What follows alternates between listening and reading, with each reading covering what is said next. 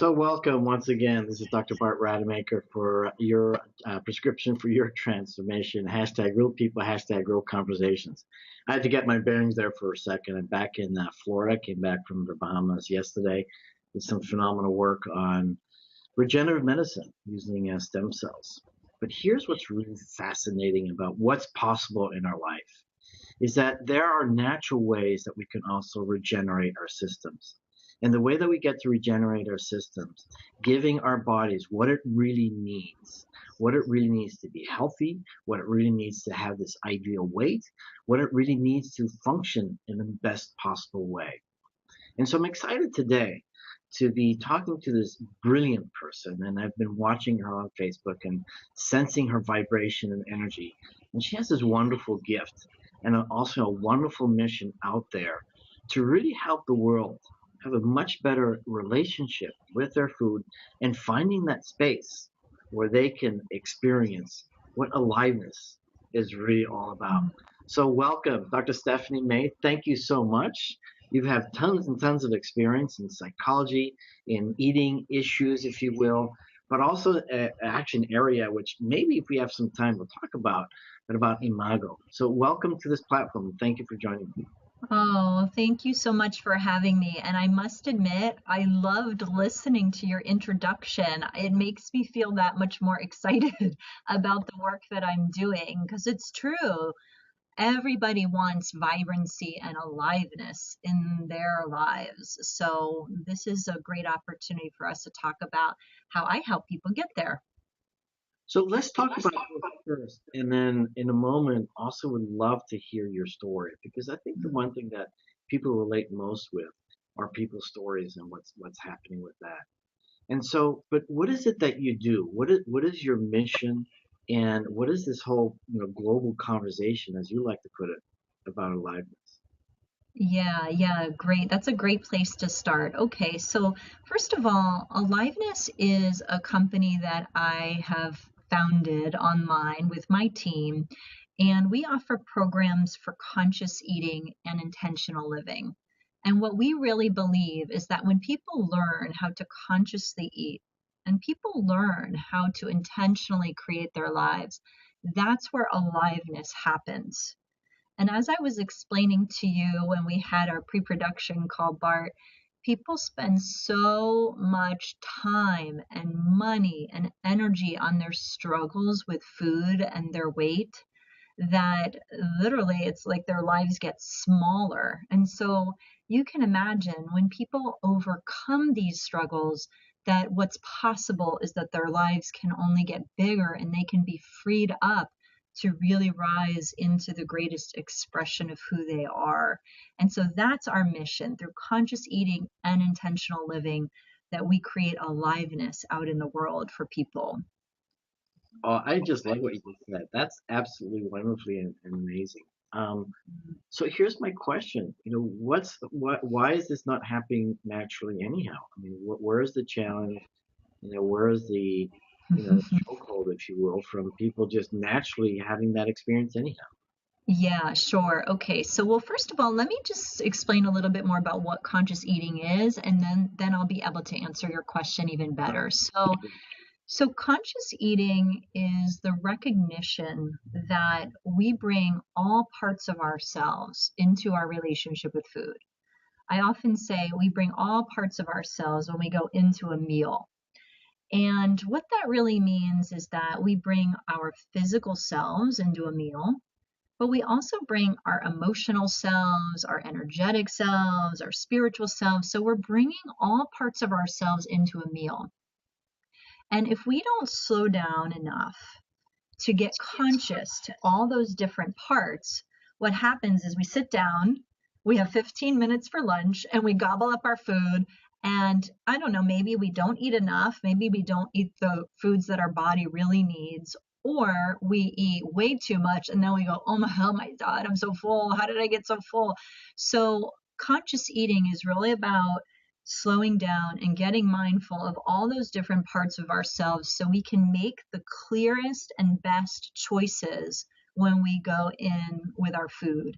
And I really believe this, but I don't teach people to lose weight, but what often happens is that people discover their ideal body weight when they learn how to consciously eat. And so the conversation about weight loss becomes insignificant at that point, which is really a beautiful and awesome benefit for so many people that I know are struggling with that.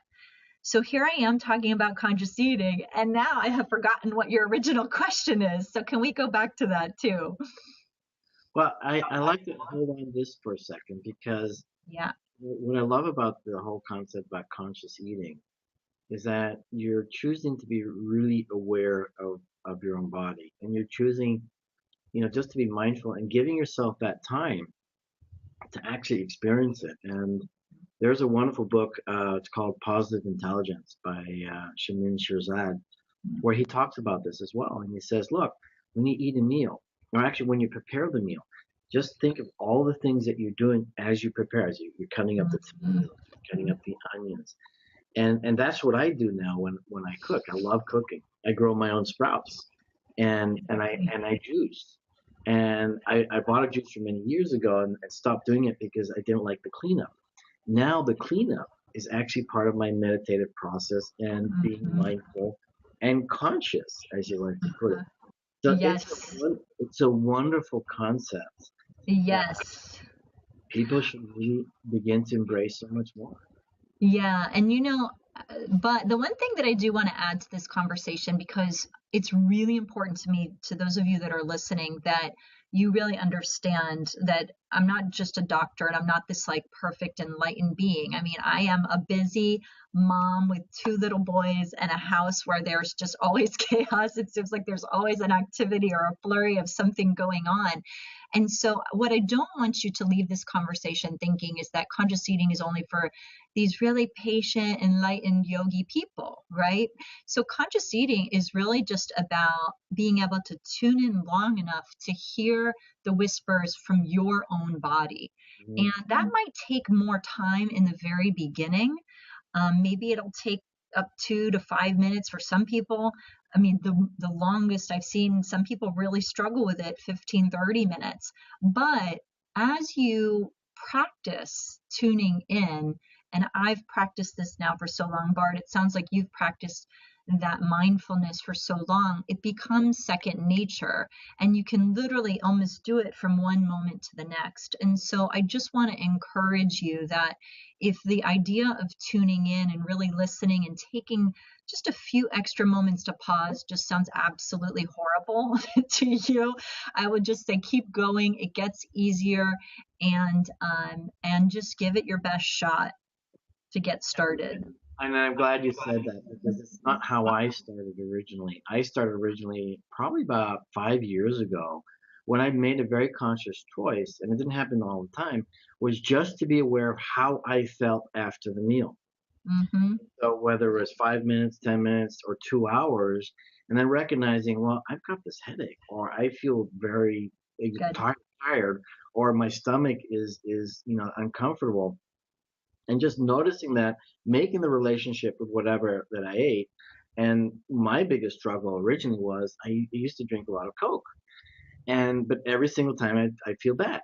And so I made that relationship that Coke made me. You made the connection. And then I stopped drinking Coke. I do it once in a while now, and it's like a reminder, nope, can't do that. You're right. So it doesn't matter where you start. You can start in these really small ways. And this is where I always, as we talk about this, I always love to tell this story. So one of the reasons I got into this work was because I struggled myself with food. I was an overeater. I was a stress eater, but then I would hate the way that my body would look as a result of that. And then so I'd go out and I'd over exercise and push myself way too hard, get injured, and then be a bump on the log, and then the whole cycle would start all over again, right? So it was a really vicious cycle that I was trapped in for, I would say, 15 years. And I always love to tell the story of one of the foods that I always used to sort of binge on or overeat were Doritos. And as I started to study this idea of conscious eating or mindfulness, I actually tasted a Dorito one day. So after years of overeating Doritos, I finally slowed down long enough and I said, you know what? My one thing is I'm just going to start tasting the food that goes in my mouth. So I tasted a Dorito and I said, oh my God, all I taste, sorry, Dorito, are chemicals and disgusting cheese. And that was literally the end of my overeating habit with Doritos because I finally discovered I don't even like this. I do not even like what I'm putting in my mouth. And so I love what you're saying about discovering what is that just one step that you can start with to get more conscious so that you really, really experience yourself and what your needs are as you go into a meal, during the meal, and after the meal. So let me ask you a question in regards to this as well, because this is my own personal theory and never substantiated, but it's worked perfectly well for me. Is that whatever food that we desire at any given time, it's really our body letting us know that we need certain kinds of nutrients and that Mhm. there's certain things that we need. And what's interesting then is that you can overeat something to get enough of a nutrient to cover the needs of the body. But the problem is that when you overeat that particular thing to get the amount that you need, you also get too much of, say, your calories. And what's interesting as well with the food industry, there's so much research today as to how to kind of trick the brain to have a greater desire for different things. And so now that I'm aware of, okay, foods might trick me into thinking one thing or another, then I ask myself that question: what is it that I actually really do need? And Mhm. oftentimes, a big mistake I think people make is that so often people are very dehydrated. I mean, I Mm, guess the number is 75% of the population I is believe actually it. dehydrated.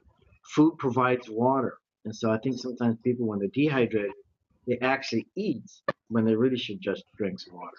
Yeah, that's a great point, and I mean, there's some things that you're talking about that it may take a physician's level, a great degree of education to really understand, oh, why do I need that nutrient? So that might be a little complex for some people, Bart, but I think just to state it very simply is that when we develop a conscious relationship with ourselves that we'll start to notice more and more. And I think the key is also that we start to notice sooner because in this goes back to your original question. What are some of the challenges? In this particular moment in time, we're all so busy doing. We have our phones right next to us at all times, right? And so we're so stimulated that it's really easy to miss some of these early signals from our bodies. Yeah.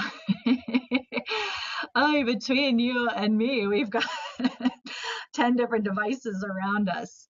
And so it's really easy to miss some of the early signals. And then what ends up happening is that we wait so long that we do overdo it. So by the time we finally drink water, you'll see somebody gulping down water, and by then they're already dehydrated. Or by the time we get to lunch and we're just eating so fast and we want more food, it's because we've been hungry for way too long. So, absolutely, one part of this process is really about how do I kind of protect my energy, protect my space so that I can be connected and tune in. And I want to use this phrase really intentionally because this is one of the lessons that we teach in our aliveness programs. The first lesson we teach people is called Hear the Whispers. So it's about hearing the whispers from your own body, hearing the whispers from your soul so that you can really nourish yourself instead of waiting too long or instead of choosing the wrong solutions to what you really need. Nice. So when you teach that, when you give, say, instructions or directions to hear those whispers, Mhm. can you share some of those with us? So, in other words, what exactly do we teach people around hearing the whisper? Well, first of all, for a lot of people, just this concept alone is really different.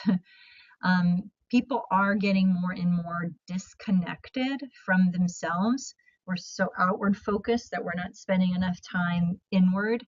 I always love the image of people would say, you know, years ago, people for fun would go sit out in their front yard and you'd watch your neighbors kind of go by. You'd watch the sky, right? And that these were typical habits of people not that long ago. So our habits have changed so much, but our bodies haven't evolved that much. So our bodies are being put under a tremendous amount of stimulation. And so we really teach people, how do you create space so that you can start to hear the whispers? And even right now, if you're listening to this interview, and I would invite you to do this, I mean, the easiest way to hear the whispers would be to close your eyes and just to allow yourself just to sit silently. And when we close our eyes, what we do is we basically tune into some other senses. So that's really valuable, to shut off our sense of sight and to focus in on these other senses that we have. And even right now, one thing I would invite you to do in this stillness is just kind of notice how hungry you are right now in this moment.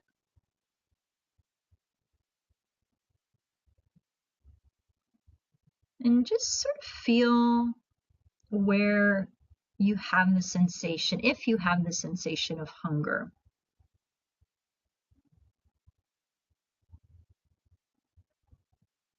And on a scale of 1 to 10, even rate how hungry you are. So 10 would be, I am ravenously hungry. So you're right now, I can see, I'm watching you, right? You're tuning in, and instead of noticing everything around you, you're going inside and you're just, it sounds so simple, but I love that because that's what we really need now. We need to return to some simplicity again. And even though it sounds obvious, it actually is something we've got to put some effort back into. So how was that for you, Dr. Bart? I loved it, and you know, it's fascinating how much you're not conscious of when you're busy doing stuff. And so I started noticing my feet and the position of my feet and my toes, and then I was noticing there's a little fan down here, and I kind of noticed the sound, and then the difference of the air on different parts of my body. So I was noticing like hundreds of things, you know, not sequentially, if you will, not all at once, of course. And and it's nice because it created in me a really nice sense of peace. Mm-hmm. Yeah, and you must be practiced because you went into yourself very quickly. So again, for those of you that aren't as practiced, you know, just know that that's what comes. What you just saw Dr. Bart do, that's what comes as you really stay with it. And if you just take one thing from this interview, you can see that would be one great example of go inside, close your eyes, and then ask yourself, how hungry am I really? So I do want to say one more thing about this because I really liked what you were saying. Gosh, I noticed all these things. It was like you became more alive when your eyes were closed. You were so much more in the moment. And so what I would put out there is imagine that you were eating a dessert and you love this dessert. This is the best dessert that I ever, ever, ever have had. And you look forward to this dessert, and the dessert is in front of you. And here's what most of us do. Because we're so excited and we love that dessert. But if we were to take a bite and we were to do what you just did, and we were to just to close our eyes and just really enjoy it with all of our senses, how many bites of that dessert do you think you would actually want? How might, many? might just end up with one, right? You might just end up with one. And so, what would that be like in our lives if we enjoyed every bite so much more instead of thinking it was about having more? What would it be like just in life if we enjoyed what we had so much that it Right. wasn't about always having more? And that's what our mission is, and that's what we teach people in our aliveness courses. Well, I am very excited about this interview today because this is so important and it's so easily, you know, embraced, if you will, and it feels so naturally good. And the results, of course, are just going to be absolutely amazing, because the kind of health that everyone will get to experience, is going to be life changing in every respect. Mm-hmm. Uh, the ability to do things that you otherwise wouldn't have been able to do, simply because you are so much healthier. The fact that you don't have to see people like you and me who are doctors, right? Because you're so healthy, and it's just a conscious choice. It's by intention. But one thing, and I'd like to wrap it up after this, one comment or part of the conversation, which I think is absolutely vital, is that once again, in our cultural chaos, if you will, and not by any criticism or by anybody's fault, but there's so much information out there, that sometimes it's hard to know what's right for you, and that creates a certain kind of fear and vulnerability about having certain kinds of conversations. Sometimes you just don't even know what that conversation needs to be. And what I love about what you're doing is that you're creating this global community to lift people up, to talk about these things, to Yeah. make it absolutely safe. And in this safe environment, people can then really begin to express and discover what's going on inside of themselves, if only by being able to do that, or just listening to other people being so vulnerable and raw. And I love what you said earlier on, prior to the interview, that this is a conversation that people must have, and that resonates totally with me, and that's why I have this platform. Ah, that's great. Thank you for pointing that out. Yeah, I would say it that when we become a part of a community that is speaking this language of conscious eating. See, Dr. Bart and I we never spoke before today. And honestly, he didn't really know what we were going to talk about, but he's already speaking the language of conscious living. So I'm speaking the language of conscious eating, so we could come together and we got each other just like that. So when you become a part of a community who speaks the same language of conscious eating and intentional living, then it not only gives you permission to share more of yourself, to overcome your struggles, but I would even go so far to say I think it's a critical element in maintaining your success. Mm. So it's like saying, and you've had this experience, I'm sure, you've been to great workshops, you've learned great material, you're like, oh my God, I'm never going to forget this material. And then you go back into your life and you forget the material. But when you learn the material and then you remain part of a community who reinforces that concept over and over and over again, then it becomes second nature for you. And that is exactly what we have set out to do. That's why we've created this global community where people can access these programs online, become part of the community online, and have support like that from anywhere in the world.